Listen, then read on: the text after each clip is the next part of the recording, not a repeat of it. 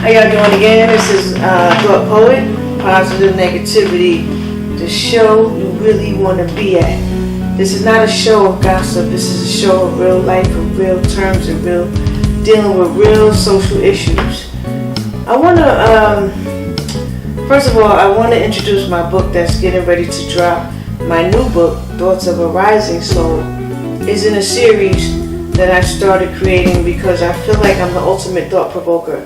Thoughts of a Dying Soul, that was written over 30 years ago. And so that book really dealt with a lot of hurts and pains. But this book that's coming now is more like, still deals with societal issues, but on a level where I'm not being consumed by them.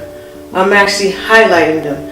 The other book I wrote, Thoughts of a Dying Soul, I was being consumed by the negative thoughts. This book, I'm taking control, which is Thoughts of a Rising Soul. And so I decided to read this. I wrote this poem. I'm actually in school to hone my writing skills. And as I was in this class I was taking, we had to write about a clause from Frankenstein's book, and by Mary Shelley. And I chose to write about this line here in the book says, life, although it may be an accumulation of anguish, is dear to me, and I will defend it. Again, life, although it may be an accumulation of anguish, it is dear to me, and I will defend it. And so I took that clause. That really hit me hard because I feel like even growing up as a child, I was always isolated and feeling like I wasn't loved, and feeling like the person who created me hated me. The person who created me hated me. And so that's why I grew up with a lot of animosity. And I want to, if I can save another child from growing up with feelings of anger, unloved, then I'm going to do that. So the purpose of my show is not to gossip. The purpose of my show is to talk about real issues that plague our society.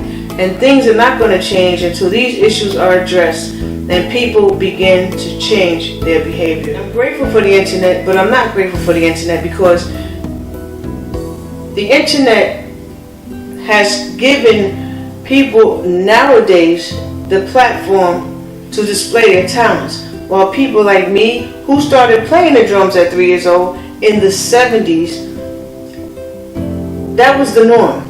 It looks spectacle now because of the internet, but we didn't have internet. So therefore, a lot of our dreams, talents, and everything, we never got to fulfill in the way that the Creator more than likely wanted us to do it in. So now, instead of playing the drums, I write. Because I feel like I'm not just a drummer, I'm more of a writer. And even though I played the drums and I told my story while I was playing the drums, now I'm writing my story, my stories, my inclinations that come to me on a daily basis. So this poem right here, called Any Life Form, was written while I was in school. This is the first prose poem I ever wrote. And it deals with people who have kids and just leave them by the wayside. So here's the poem that I wrote. It says, you think life only consists of humans, but life goes beyond the two-legged vicarious forms standing on a street corner hailing a cab, or sitting in, say, a church edifice. A furry snowball full of life, catty and warm, can have just as much value, if not more, than a priest in a robe, a doctor in a doctor's coat, or formed or created in a lab, means the world to its creator.